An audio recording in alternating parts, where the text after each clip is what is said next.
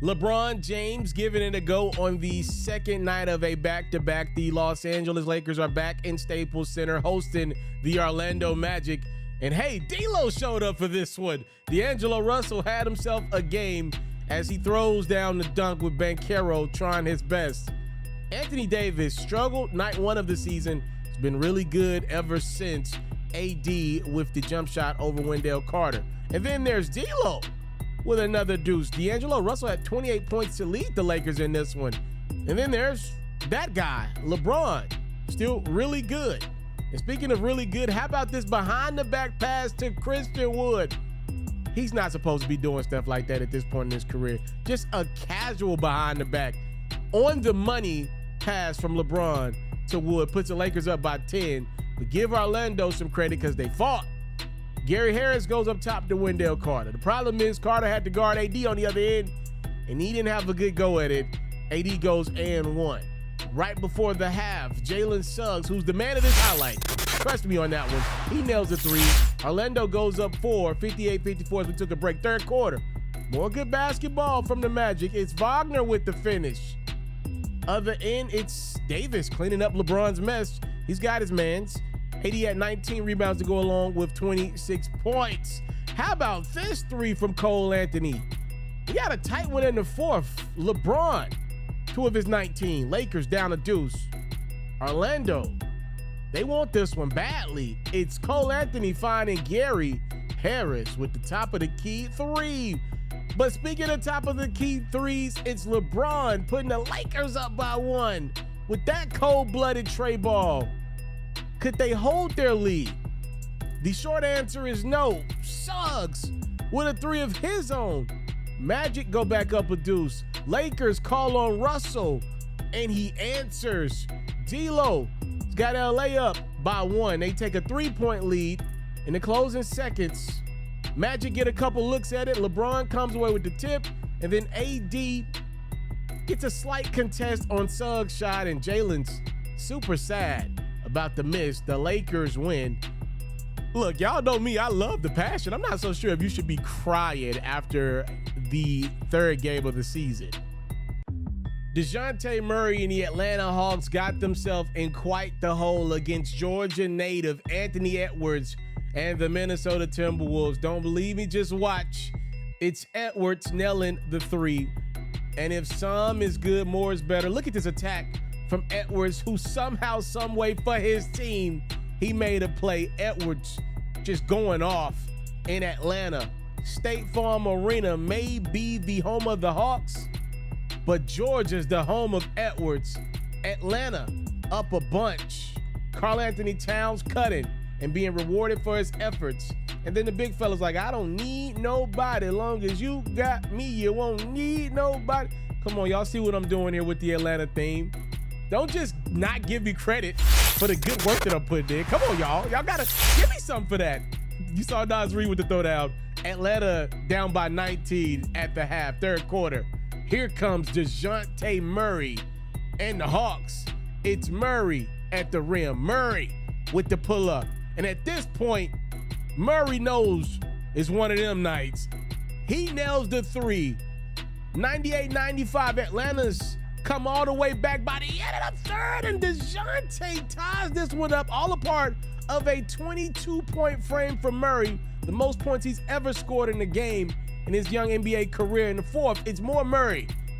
Trey's like, I'm just going to give the ball to the guy that's doing all the good things for us. And then Young's like, all right, let me get some of what he's having. Now the Hawks are running past the T-Wolves, and it's time to party in Atlanta. It's always time to party in Atlanta. It's Young up top to Jalen Johnson. Remember, they did this oop night 1 of the season, but there was a little bit of miscommunication. Johnson still threw that one down, and now with the communication better, he definitely threw down that pass from Young. And to cap off his great performance, it's Murray one more again. He scores 30 in the second half. Atlanta outscores the T-Wolves as a team 67-34. DeJounte Murray goes for 41.7 boards. Atlanta comes back and wins. An Eastern Conference Playoffs first round rematch. Hey, with a new guy entering the fray. Damian Lillard had some Miami Heat rumors this offseason. He's now Milwaukee Buck to help Chris Middleton and Giannis get some get back against teams like Miami. You saw Middleton pass it to Giannis for the throwdown. Remember me? Jimmy Butler gave the Bucks fits in the first round of last year's playoffs. He kicked this one off on the same type of time. Butler nailed the three. Milwaukee's like, not again. Well, it's a new day, ladies and gentlemen, as Bobby Portis steals the rock and puts it in. And then Giannis, beautiful reverse. That's really not what I mean by new day, though. This is what I mean. Damian Lillard's now the point guard in Milwaukee, making things happen. It's a 14-point game, third quarter.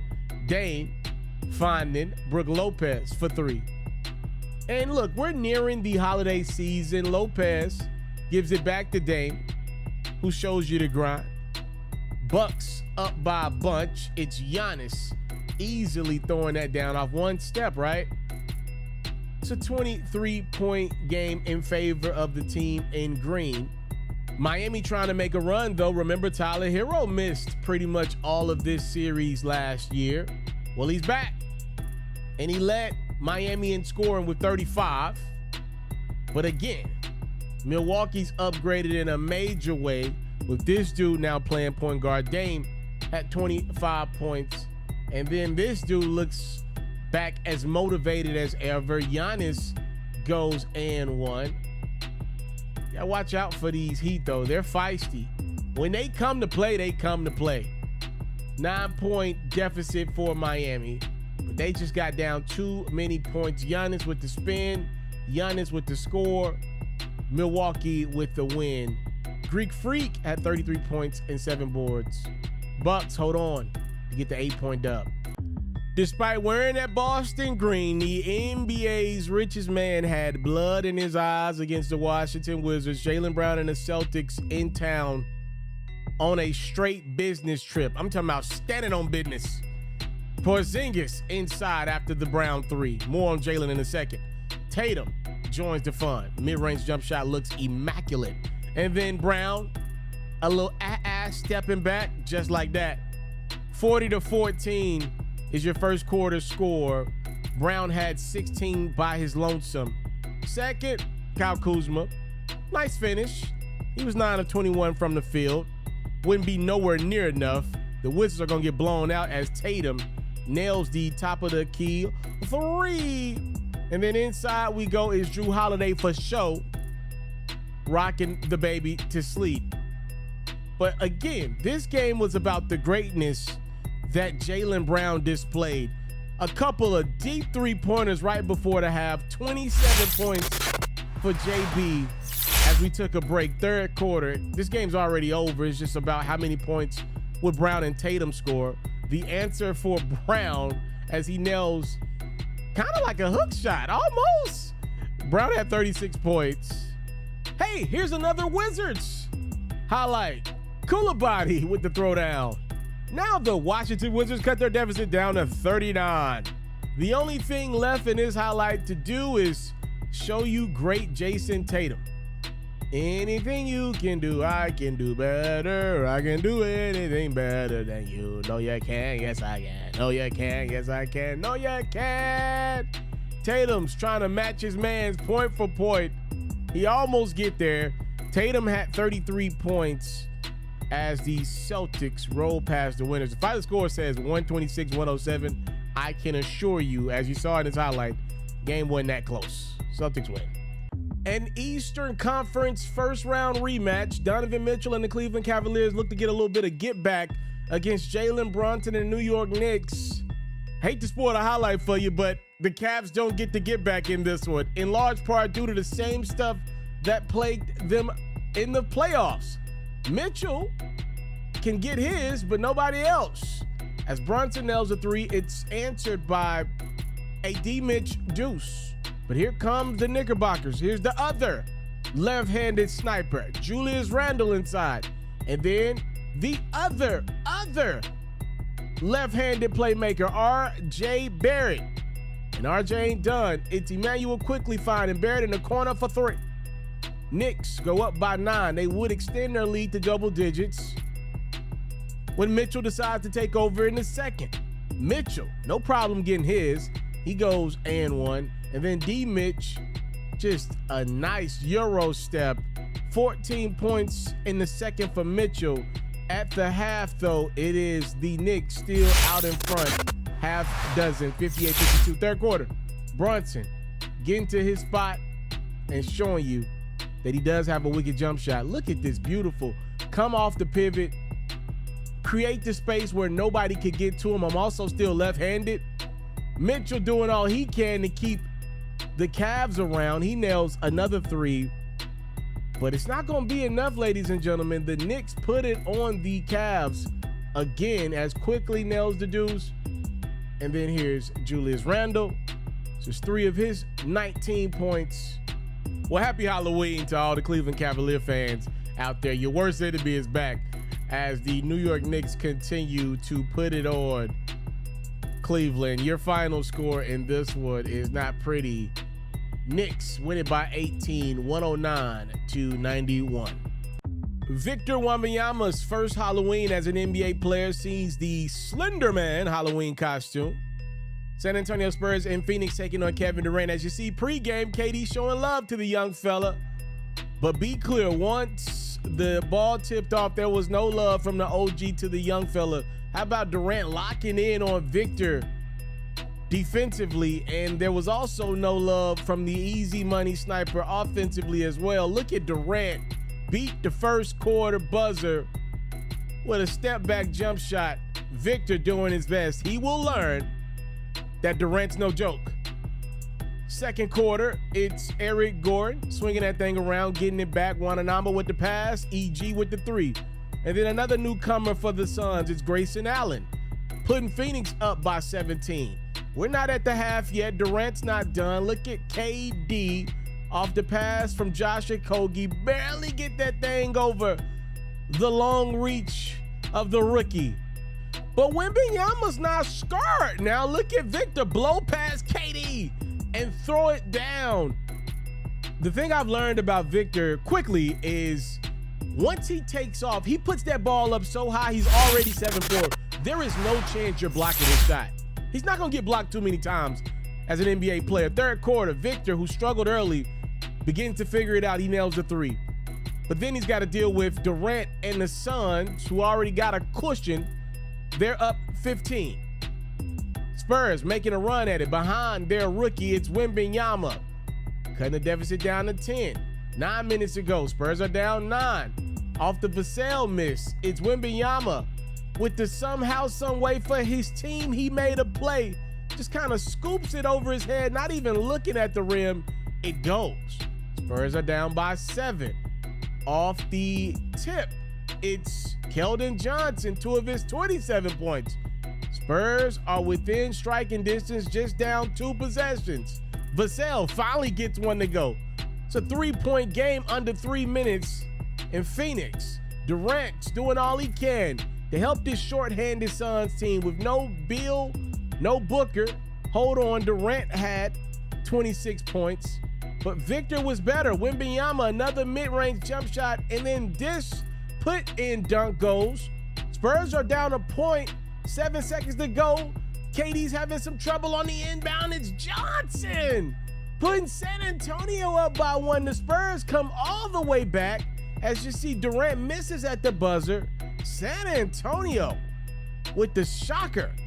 The early season comeback win against Kevin Durant and the Suns. 115-114 is your final. Paul George got a new teammate in Los Angeles on probably the quickest private jet flight ever. James Harden is already in Los Angeles as a Clipper. He couldn't wait. You saw PJ Tucker as well. For now, it's the shorthanded Clippers taking on the Magic in the first quarter. You saw the throwdown from Wendell Carter, not to be outdone by Markelle Fultz. Other end we go. Speaking of throwdowns, Brody's had a few in his career. Didn't throw it down there. The graceful finish at the rim. Other end, more Orlando throwdowns. They wasn't playing. The brothers, Franz, Timo, Wagner. Orlando up by 9 on the Clippers. Wouldn't last long. You saw Paul George there with the acrobatic finish. But then back to the Markelle Fultz show. He's really figuring it out as a professional athlete. I'm happy about that. Third quarter, Clippers take over this basketball game.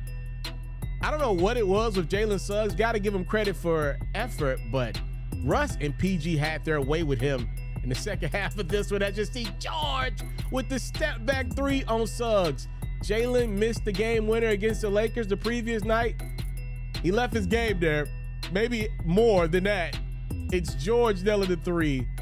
Kawhi with the mid-range jump shot. That's actually his first field goal of the game in the third quarter.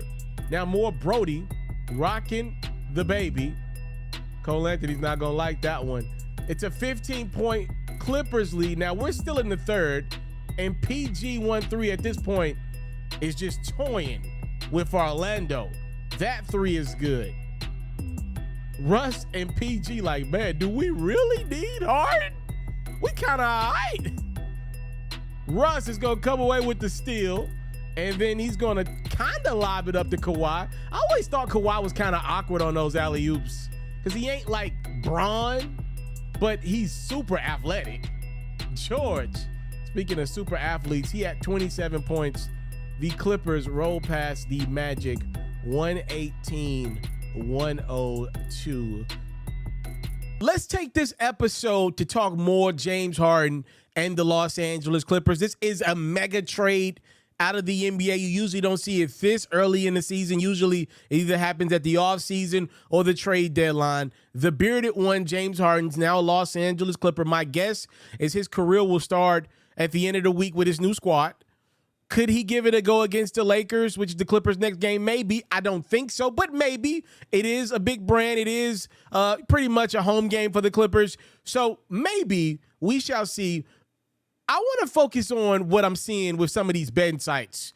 Everybody now has moved the Clippers to a top 5, top 6 spot is what I'm seeing mostly in regards to favorites to win the championship. You obviously have teams like the Milwaukee Bucks, the Denver Nuggets, the reigning NBA champs. You know, you got other top-tier teams like the Boston Celtics in the mix. But then right around 5, 6, I keep seeing the Los Angeles Clippers, and that's baffling to me. Not that people got them there, but actually thinking the Clippers are going to win a championship and their odds are better than teams like the Lakers or teams like the Warriors. I just don't see that being the case. From my vantage point, bringing in a guy like James Harden, and I'm assuming he's going to be the 2 guard in LA. I don't really know how Ty Lue's going to work out that rotation, but my thought process behind it is if James Harden is asked to be the 2 guard, we've really never seen that. There's, ironically, a video floating around on the net as James Harden enters the Clippers locker room, presumably for the first time, and he's greeted by his former teammate 2 times over, in Houston and Oklahoma City, Russell Westbrook. But there's another guy that's in the locker room, and he didn't move at all. Terrence Mann didn't get up to greet James Harden. Now, to be fair, this could just be one of those social media moments that means absolutely nothing in real life. Maybe Terrence already said what up to Harden. Maybe they're friends. Maybe they got the group chat already going. I don't know. But Terrence Mann didn't greet Harden the way Brody did. Now, obviously, Brody and Harden go back, but this is your new teammate. This is one of the lead dogs when we talk about assists. If you're Terrence Mann, obviously you would like to get acclimated to a guy that's probably going to be giving you the dang basketball, right? Terrence didn't move. I don't know if Terrence wanted to be a part of this trade to get more opportunity in Philadelphia. I don't know if Terrence didn't like, obviously, the fact that a lot of guys that I'm sure he was cool with, the Marcus Morrises of the world, the Nicholas Batums of the world, the Rocos. I'm not sure who's Terrence's guys are on that Clipper squad, but a lot of guys got traded to bring in Harden, PJ Tucker, right? A lot had to go out to make that deal happen. I don't know if there's a real beef there with Terrence and Harden. I don't know. Anywho, from a basketball perspective, though, when we start talking about the Clippers, I hear a lot of people putting them up there in their top 2, top 3. I don't have it that way, in large part because injuries are a real thing. I hate to be the old dude at the bar, but I got to be the old dude at the bar real quick.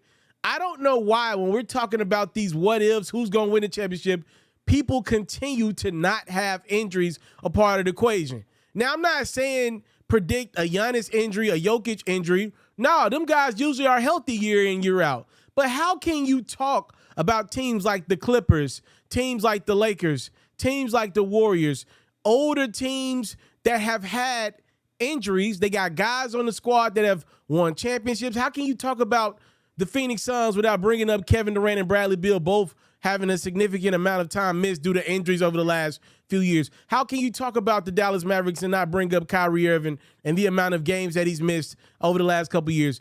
I think it's fair to bring up injuries with the people that it's fair to bring up injuries with, and to not assume that the Clippers are going to deal with some sort of injuries with Kawhi and PG at this point in the game. That would just be irresponsible.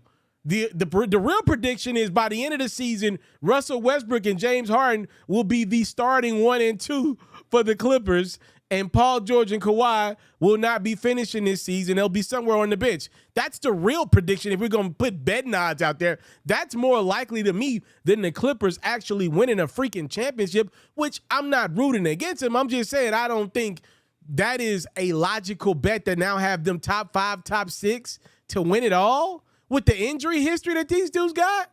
And even if they are able to make it to the court, which I do think they would be good if everybody was healthy, I don't know how all these pieces fit.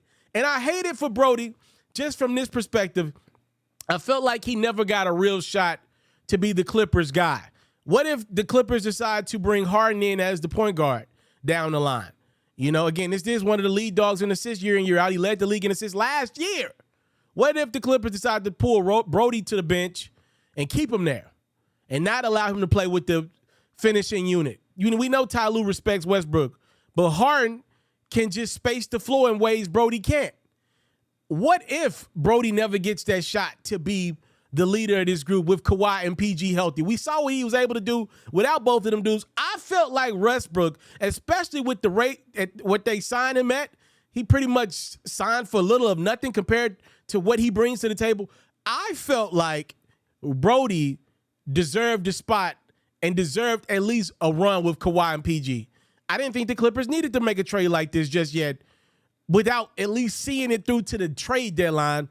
But hey, when it was hot, they struck. Y'all let me know where y'all have the Clippers. I do not have them in my top 5, top 6 to win the championship, even after bringing in James Harden. I don't see it that way.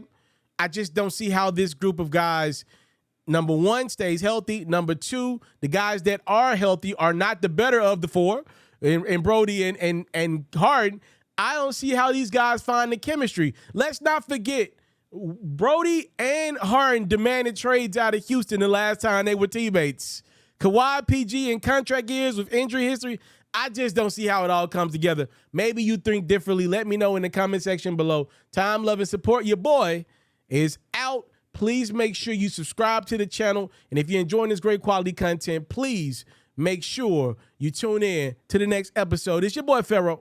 I want to salute you, homie, you know, for building your own thing and doing your own thing. Why build theirs when I believe I can build my own? You've already done it, or I wouldn't be here. I'm already the only elite sports and music journalist in the game today. My goal is simple, to be the best there's ever been.